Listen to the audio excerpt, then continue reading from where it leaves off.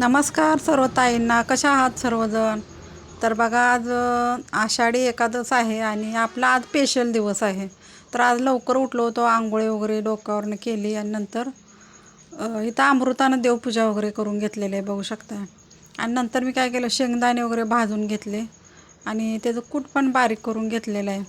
तर काल मी बाजारात गेलते ना, तर मिरची आणि बटाटा पण आणलेला आहे.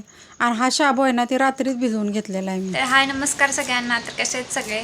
तर बघा, आज आहे आषाढी एकादशी. तर आषाढी एकादशीच्या तुम्हा सर्वांना माझ्याकडून खूप खूप अशा शुभेच्छा. हे काय एवढं शाबू? एवढं कूट उपवासाच्या नावावर असं भरपूर खाऊन घ्यायचंय. एवढं बटाटा चिरलेला आहे मी. पण सगळ्यांना, आपल्या भावांना आणि बहिणींना, मैत्रिणींना, सगळ्यांना आषाढी एकादशीच्या खूप खूप शुभेच्छा माझ्याकडून आणि माझ्या परिवाराकडून. तर चला, आता आपण उपवास सगळं करायचं आहे. असाच व्हिडिओ कंटिन्यू बघत राहा. तर देवपूजा वगैरे अमृताने करून घेतलेली आहे. देवपूजा तुम्ही आधीच्या पार्टमध्ये बघितलीच असेल आणि तुम्ही पण सगळ्यांनी करून घेतलीच असेल, कारण लवकर पण उठला आजच्याला. आणि आता उपवासाचं काय काय मस्त मस्त आता मैत्रिणी म्हणजे रेसिपी बनवणार आहेत. पण मी काय बनवणार नाही, आमच्यात काय आवडत नाही जास्त. मी फक्त भगरच बनवणार आहे शाबूची. त्यासाठी मी एवढं सगळं घेतलेलं आहे. तयारी चालू आहे भगर बनवायची. आणि काही शाबू काही उपवास सारखा असतं तर आपण खातोच, त्यामुळे काय त्याचं एवढं वाटत नाही आपल्याला. तर कोणी कोणी उपवास केलाय नक्कीच कमेंटमध्ये सांगा. आणि तू परत केलास एकदा का? आषाढी तू केलास एकादशीच्या का? सर्वांना खूप खूप शुभेच्छा. तू मी तर केलास केलायच, का? माझ्या प्रत्येक वर्षीच असते की. काय का हिनं केलाय का? हिला पहिलं कमेंट करून विचारा की तू उपवास केलाय मी का? सांगितलं की मी केलाय उपवास. मी तर मी केलाय. प्रत्येक मी वर्षी प्रत्येक करत वर्षी करते बरं का, पण लग्न झाल्यापासून करते. लग्नाच्या आधी लग्नाच्या आधी काही करत नव्हते, लग्नानंतरच का? करायला. लग्नाच्या आधी का नाही? लग्नाच्या आधी नाहीच खरं लहानपणी तर लग्न झालं, त्यामुळं काय मला लग्नाच्या पहिले एवढं काही समजत नव्हतं उपवास वगैरे करायला. लहानपणी का लग्न केलं मग? लहानपणीच झालं. तर ही आपली स्टोरी खूप मोठी आहे बरं का. तुम्हाला जर ऐकायची असेल तर तुम्ही कमेंट करून नक्कीच विचारा, तर आम्ही तो सांगण्याचा प्रयत्न करेन. प्रयत्न. तर मम्मीचा प्लॅन होता काल शाबू वडा बनवायचा, पण अचानक सकाळी कॅन्सल झाला. काय झालं बरं अचानक? नको म्हटलं बिन कामाचं, तर तेलकट खायला नको. कारण हे पावसामुळं ना सगळं वातावरण बिघडलेलं आहे. आणि आपण तेलकट वगैरे जर तळून खाल्लं ना तर आपली तब्येत बिघडते. आणि माझी पहिलीच तब्येत बिघडलेली आहे बरं का. हातापायाला गोळा आल्यासारखं, अशक्तपणा आल्यासारखं, काही काम वगैरे करायला नको असं वाटायला आले.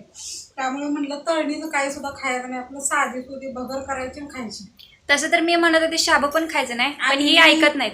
केळी पण आणल्या बरं का रात्री. मी रात्री गावात गेलते, तर बटाटा आणला, मिरची, मिस्टर आणि मी मुलगा गेलतो. तर मिरची आणली, पुन्हा आपला जो म्हणजे काय केळी वगैरे लागते ना ते पण आणलेलं आहे. बटाटा आणलेला आहे. बस एवढंच आपण मम्मी खायचं. राहू दे, शाबू तरी कशाला खायचा, उपवास निरंकार करूया की. निरंकार मला होतच नाही, कारण मला बीपीचा त्रास असल्यामुळे आणि पित्ताचा त्रास असल्यामुळे काय होते माहिती का, जरा जर नाही काही खाल्लं, सकाळी लवकर खायला लागते, नाही खाल्ले की असं गरगरतंय. त्यामुळे थोडंसं खाऊन मला ती गोळी खावंच लागते. आम्ही खात नाही, मग राहू दे शाबू. आणि तिला तर काही भुका लागतच नाही. तिला सकाळी जेवते 1 वाजता, हा, म्हणजे संध्याकाळी मी जेवते काय 10 माणूस वाजता. नाही, मला भुका लागत 10 नाही वाजता म्हणजे जेवते, अशी केले करते नाही ती. मी.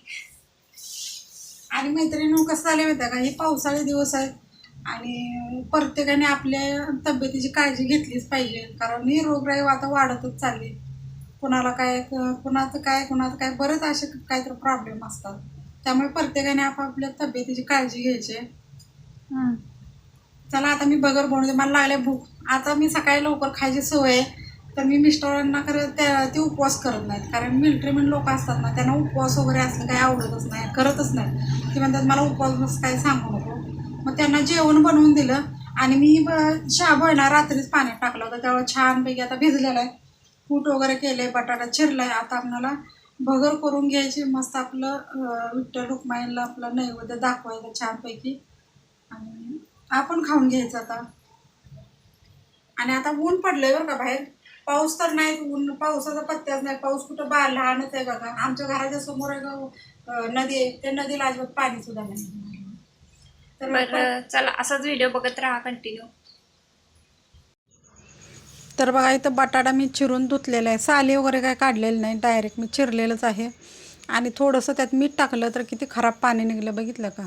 तर 2-3दा मी स्वच्छ धुतलेला आहे बटाटा आणि नंतर मग तेल टाकून आता मिरची वगैरे भाजून घ्यायचे छान पद्धती आणि त्यामध्ये नंतर आपल्याला बटाटा टाकायचा आहे. तर पहिला आपल्याला काय मिरची छान भाजायची नंतर बटाटा टाकायचा आहे बरं का. नाहीतर मिरची जर नाही भाजली ना तर आपली भगर अशी कडक म्हणजे तिखट होत नाही. त्यामुळं मिरची अशी चांगली भाजून घ्यायची. मग बटाटा पण भाजून घ्यायचा, नमक टाकायचं आणि थोडंसं कूट टाकायचं. नाही टाकलं तरी पण त्यावर थोडंसं भांडं झाकायचं 5-10 मिनटं, म्हणजे आपला बटाटा छान शिजतो. तर आता 5 मिनटं झालेत. 5 मिनटानंतर मी टोपण उघडलं तर बघितलं तर बटाटा आपला शिजलेला होता. तर आता मी हे शाबू भिजवलेला आहे तर त्या मिक्स करून घेणार आहे. आता मिक्स केलं नाही चांगलं छानपैकी असं हलवून पण घ्यायचं आहे. कूट पण टाकायचं आहे बरं का. कूट वगैरे टाकून नंतर हलवून घ्यायचं आहे. आणि मी ठरवलं होतं शाबू वडे बनवायचे पण ते रद्द केले. म्हटलं जाऊ दे, साध्या सोप्या पद्धतीने आपण उपवास करायचा आहे. आणि वडे तेलकट होतात ना त्यामुळे ते आपल्या शरीराला पण नाही चांगलं. कारण आता हे म्हणजे साथ आल्या दुखण्याची ना, त्यामुळे मी काय तेलकट वगैरे जास्त बनवत पण नाही आणि खात पण नाही. कारण आपल्याकडे आता मोठा पाऊस काहीच नाही. तर आता इथे आपली भगर पूर्ण तयार झालेली आहे, बघू शकताय छानपैकी. तर मी असं देवाला पण नैवेद्य दाखवला आहे भगरीचा. तर आता नैवेद्य दाखवून नंतर आपल्याला भगर खायची छानपैकी. ते उपवासा दिवशी भरपूर. तर काल मी काय केलं तर केळी वगैरे आणले, केळी चिप्स पण आणले बरं का खाण्यासाठी. तर चला, आपला व्हिडिओ कसा वाटतोय नक्की सांगा कमेंट करून. बाय.